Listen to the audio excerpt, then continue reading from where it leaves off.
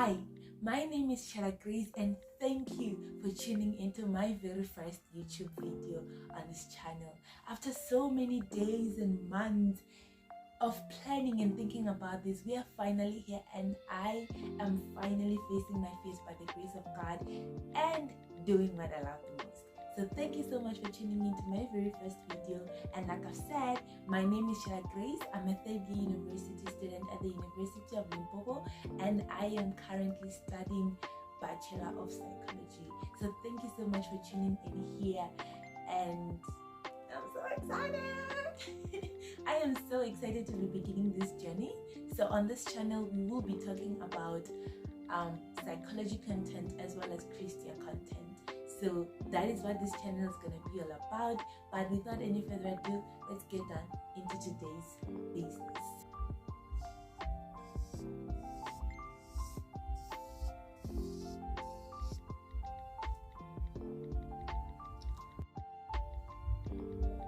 So you want to study psychology in South Africa?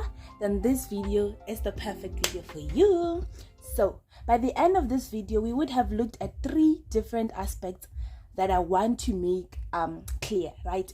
The first one is what exactly is psychology, and here we will be looking at the definition of psychology as well as the types or disciplines of psychology. And lastly, obviously, if you're studying something, you're aspiring to be a certain someone. And who is that someone? In this case, it's obviously a psychologist, right? I'm gonna break down that to an understandable bit. Secondly, we will be looking at who studies psychology, and by this I mean what could have happened for someone to end up studying psychology. And lastly, where to go about it, or how to go about the whole wanting to study psychology process, right? So before we go any further ado, please note that this video is intended to explaining the very basics of psychology, right? It's the basic things about psychology. We will advance as we go on. So let's get down to business. The first thing that we're gonna be looking at, like I've said, is what exactly is psychology. I'm just gonna change my papers here. We have a brand new sheet. What exactly is psychology?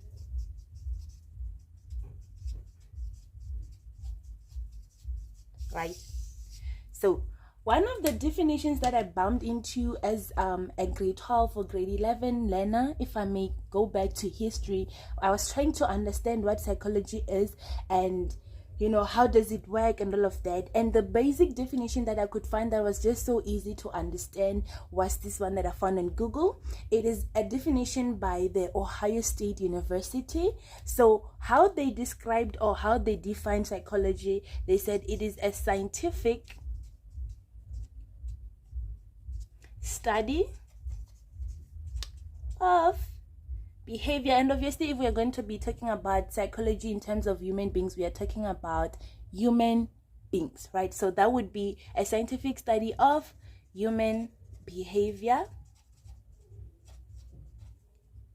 and the mind, the human mind. So this is a basic definition that you can always refer to if you want to understand what psychology is, right? So there are keywords here in this definition. It's a very simple definition, like I've said, but it has keywords that are vital for us to understand if we want to understand the overall term of psychology. The first one is it is a scientific study of what? Of the human behavior and mind. And this is how we're going to do it. I'm going to break this down in a way that it's understandable.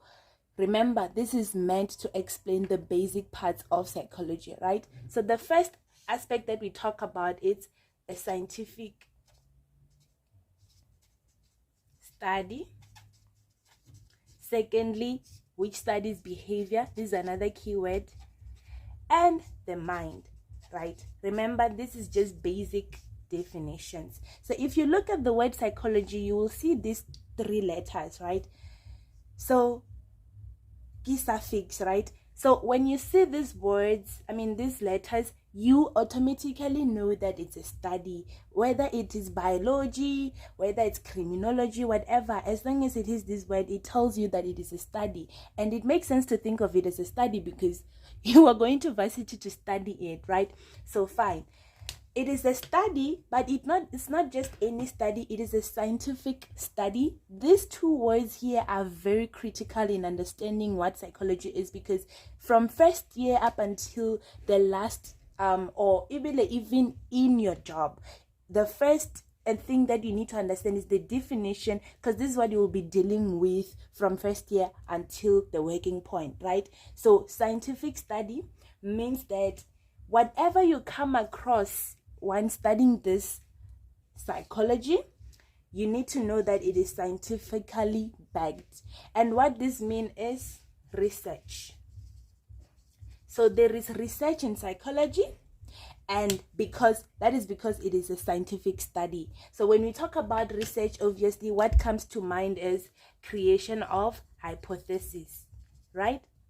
Hypotheses, data collections, interpretation of data and data analysis, or we should start with data analysis, and then interpretation of that data, and lastly, conclusions of the findings, or writing reports and all of that.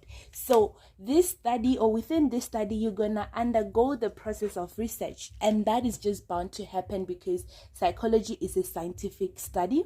Do not be scared if you don't like in research, or if you feel like you're not interested in research. If you have watched other people's videos, or if you have a relative of someone who's studying psychology, they'll tell you the statistics in psychology, and that is one of the things you need to know. The reason why we do statistics is ultimately this, right? So you need to understand that when you talk about psychology, we talk about science. So the science aspect of that is research. So whatever theory you might come across in psychology, because there is a lot of theories, some of them, they were developed by people, right? But they're not just adopted because somebody said so. No, they undergo this whole process, and there is evidence to do that. So when you collect data, obviously you're trying to find evidence to back up your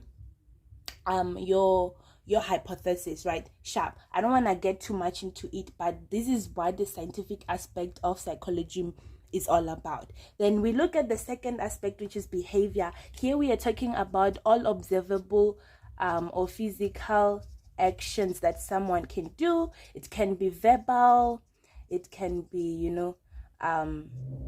and by verbal I mean I can hear the words that you say, right? So we include that under this aspect of behavior, because it's something that you can listen to, you can hear and make a conclusion, or why is this person thinking like this, or whatever. And then obviously we talk about physical actions, you doing something or not doing something, talk about facial expressions and all of that. It is under this cluster of this definition. And when you talk about the mind, we are not talking about the brain. No, we are not talking about the brain, we are talking about the mind. The mind is the invisible part of functioning, if I should say. When you think of your thoughts, your memories, they are linked to the mind. The brain is the physical, however, the brain is the physical member of the body that is also responsible for that. I don't want to get too much into that. That is like a whole field in biology. I'm sure we understand that, right? So that being said, we have now broken down the basic definition of psychology. So what it means is it is a scientific study, it means that it's backed by research. All of this is done. This study is scientific, and it's not just scientific, it is scientific in order to understand the behavior of people. Why do people behave the way they do? Why do they say the things they do? Why do they have certain perspectives? Now that links us to the other aspect, which is the mind. Why do people think the way they do? Why do people feel the way they do? You look at like your feelings, your thoughts, your emotions, your memories and all of that. So yeah, this is a basic definition that I feel like is so helpful if you want to understand what psychology is. It is a scientific study of human behavior and the mind. So I did say, when we look at this aspect of psychology, I did say, obviously, if you're going to be studying psychology, you are ultimately studying to become a psychologist. So in essence, we are saying a psychologist is a person who use science to study the behavior of people as well as their mind, right? So that being said, let us now break down this whole psychologist part. You don't study psychology, like psychology is not a one thing. For example, I don't say this is psychology, let's assume this is psychology, right? We cannot just say that psychology is like this and you study psychology to become a red marker as psychology. Like, for example, what I'm trying to say is you cannot say I'm studying red marker to become red marker in psychology. What that means is, for this color to be red, there are some mixes. If you can look, there are some colors that have been mixed to develop this color. So that is what I mean. Psychology is like an umbrella word that umbrellas a lot of things. So there are like sub-disciplines, or let me not say sub-disciplines, but there are like disciplines in psychology.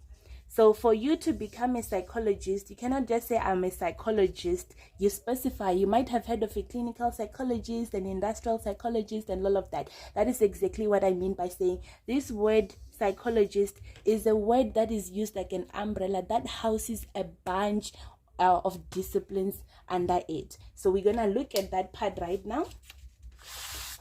I'm just gonna swap this into the next page. Beautiful. So let's then talk about the disciplines of psychology.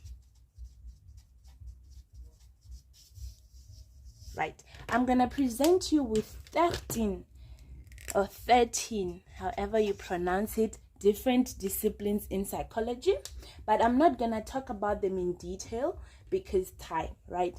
So the first one that we're going to look at is developmental psychology.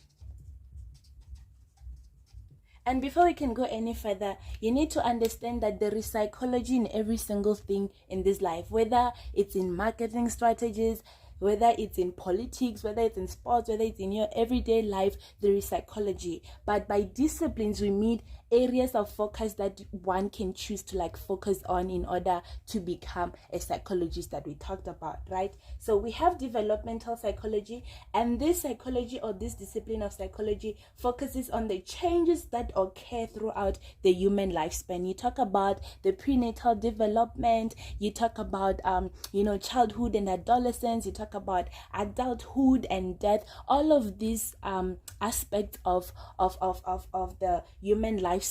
That is what developmental psychology focuses on. So I'm gonna move on to the next one. The next one is social psychology.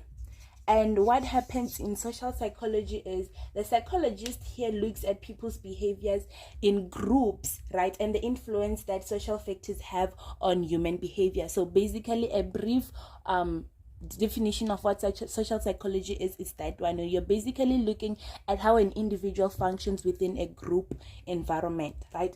We have the other one, which is research psychology.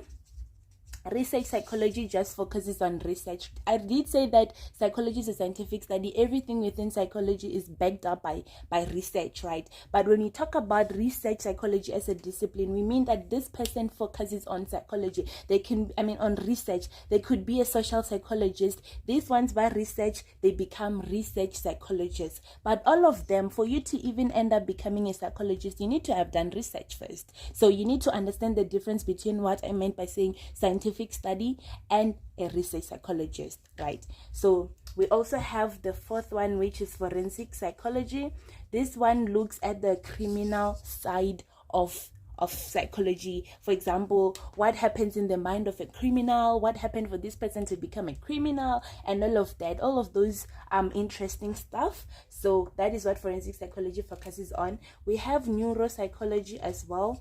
And what this one focuses on, it studies the interface between the mind and the brain. I did say when I was talking about the definition of psychology, or we are not looking at the brain, but we are looking at the mind. So neuropsychology looks at the interface or like the interaction of the mind and the brain. So for example, there has been some sort of brain injury, then it affects how a person functions on a mental level, right? So these people also look into that. Please do make your own research about this, because as you can hear, I'm making brief descriptions.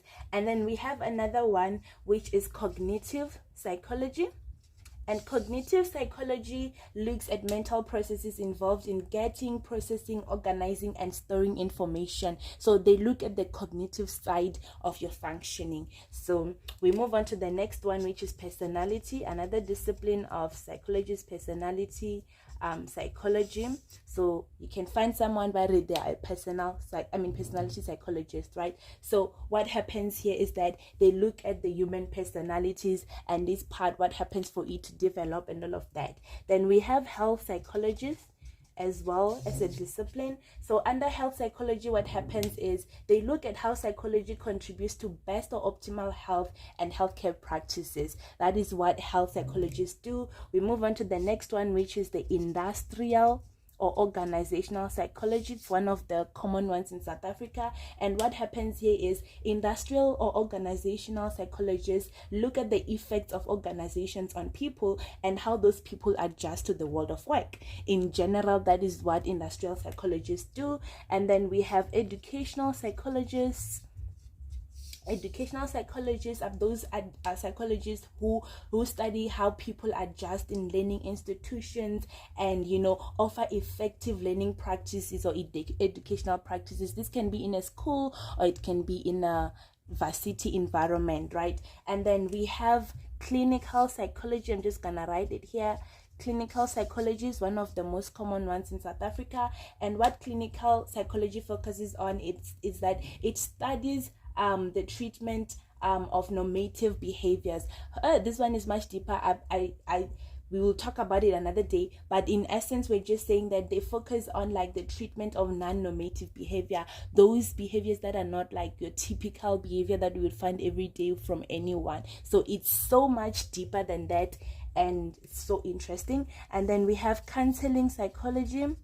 Is another discipline. So counseling psychology looks at developing and implementing interventions, and these interventions are not just aimed at anyone, but they are aimed at those people with adjustment problems, for example, right? So Leona, even this one, it's deeper than what I'm saying here, because for the sake of time I need to be brief, right? So there are like marriage counselors and all of that. Like, it's just based on counseling. Basically, they're trying to help people with adjustment problems in essence, right? And then we have community psychology. I'm just gonna write it here. Community psychology. So this community psychology as a discipline is a discipline in psychology that focuses on like developing and implementing large-scale interventions on people. And why do we do this? To enhance the well-being of communities, people functioning within a community, but the main idea is to enhance the community. So all of these disciplines here that I've mentioned here, all of these disciplines here that I've mentioned, they are very interesting fields in psychology, and there's so much more about them that I wish we can talk about as we go on. So when we say somebody has to choose a discipline, we mean that they have to choose either one of these to focus on. In South Africa, the most common one, like I've said, is clinical psychology. I'm just gonna use a red marker. Clinical psychology, industrial psychology, educational psychology. We also have counseling psychology and research psychology. Right, and research psychology is one of the most common ones, but we also have neuropsychology. But unfortunately in South Africa, it's not a lot of institutions that offer for example, masters in neuropsychology. But then with clinical psychology, educational, industrial, and counseling, as well as research, they are like pretty common, right? So I'm not saying that these other ones are not here, but I'm saying the most common ones in South Africa, the most common disciplines that people choose to embark on is clinical neuropsychology, research, counseling, educational, and industrial. So those are the most common disciplines that people study here in South Africa. So that being said, let us then look. So now you understand, if I can bring back this one, we understand that by becoming a psychologist means you would have to choose one field to focus on. You cannot be a developmental psychology, social research, and all of these other disciplines at once. You can be a clinical psychologist, a counseling psychologist, and the like, right? I just wanted to make that clear. So from there, we move on to the next aspect of this video. Sorry for that. So that is who studies psychology. Who studies psychology? So interestingly, in every single field of study, right, there will always be people who are passionate about whatever they are studying. There will always be people who are studying it because they don't have any other choice. There will always be people who are studying it because maybe at home they want them to study that. There will always be people with different stories. That's the idea that I'm trying to say. And anyone of any story can actually end up studying psychology, right? So we have those people who are studying psychology because they're passionate about it. I've heard a lot of people saying people who study psychology, they're not well liberated themselves, but then, you know, people are different. And yes, it's true, we cannot pretend like that's not the case with some people. It might be a thing that someone has underwent, like something that has been so personal and it left a mark, or maybe a trauma, for example, to them, and they're like, let me study psychology to fix myself. That happens as well, and it's perfectly normal and fine, right? And then there are those people who study it because they don't have no other choice. For example, when you apply, and I don't like this, but then let's talk about it anyways. You will apply, say for example, somebody wants to study degrees under health sciences, right? For example, maybe they want to study medicine or nursing or whatever, right? People will always advise you, you know, also have something that, you know, even if they don't accept you on that first choice of yours, you will be accepted in. And usually it is psychology. So a lot of people, some people in psychology who are actually studying psychology, it's not that it was their first option to study in varsity, right? It's not that it was their first option. However, they ended up studying it anyways because it was the only option that they had to study, right? So Leona, it's normal, it's fine. And then usually these people here end up wanting to swap degrees the following year. Some get successful, some don't. And like I've said, this is like with any other field. Somebody might study pharmacy because they were not accepted in medicine, and it's fine. Some of them will try to go back to medicine, and that's also totally fine. It's all about what you want and what you see yourself doing. If you do not see yourself becoming a psychologist and you want to force it when you have an opportunity to do something else, I believe that, you know, it can be detrimental on some level, because how are you going to cope? You see, just like, let's not get too deep into that, it's fine. So anyways, what I was saying is that there are people who are passionate while studying psychology. They are just passionate about psychology for whatever reason. And then other people is because they don't have any other choice. And we have another category of people who actually study something, right? Let's say, for example, they study a certain degree, right? And then in the middle of that degree, they realize for example, they realize it can be either two ways. They realize that, you know, actually they're in the wrong field. They want to study psychology. So then they go down this route.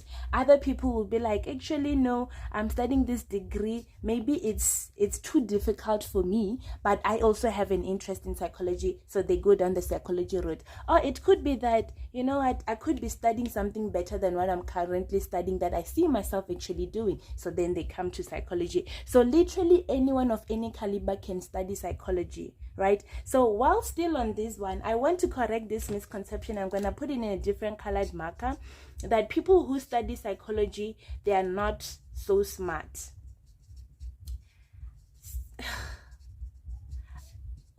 Yeah.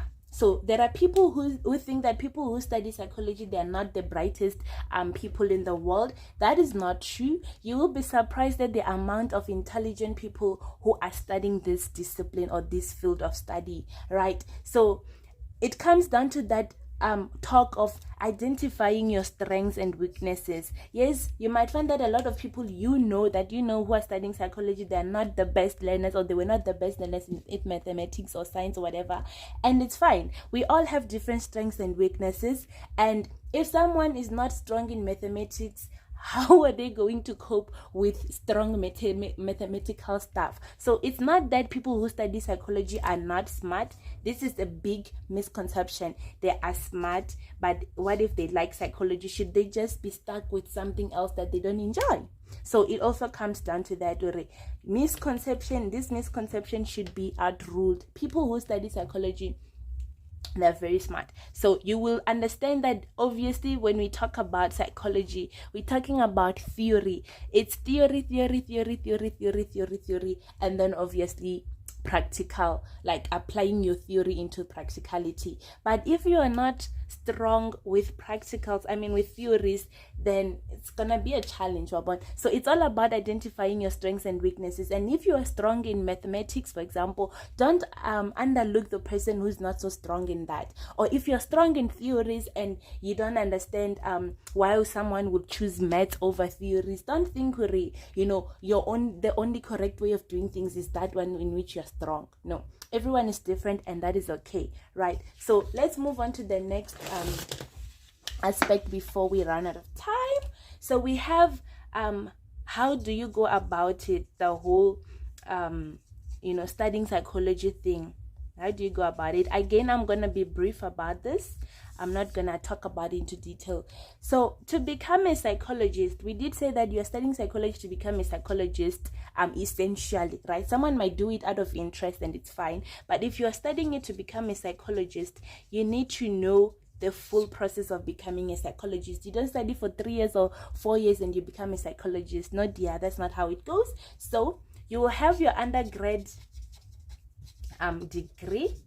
Here we look at bachelor's degree or diploma's degree, right? But I'm gonna focus on bachelor's degrees because that's the knowledge I have mostly, right? So bachelor, you can do any undergraduate bachelor's degree as long as it majors in psychology. So it could be BA in criminology and psychology, it could be BA in psychology, it could be Bachelor of Social Sciences majoring in psychology and sociology, whatever the case may be, but the major should be psychology, right? We also have a degree that is called BPsych, which is the one that I am studying. So we have different routes, but they all lead to the same place, right? So if you're gonna do any bachelor's, for example, bachelor's of arts degree in psychology, while you major in psychology, you will have to do another degree. So let me put it like this: after undergrad we have postgrad, right? Postgrad studies, and these ones are divided into two. We have honors and we have masters. There are 3 actually, and we have a PhD, right? So if you do bachelor's of arts, for example, in psychology, or any other degree that majors in psychology, you have to do honors degree, right?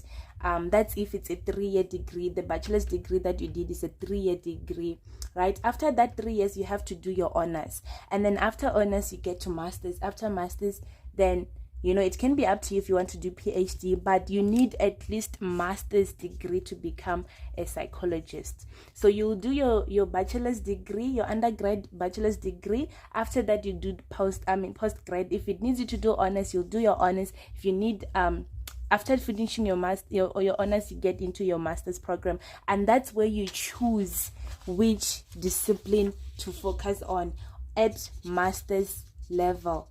That's when you choose which discipline you want to focus on, right?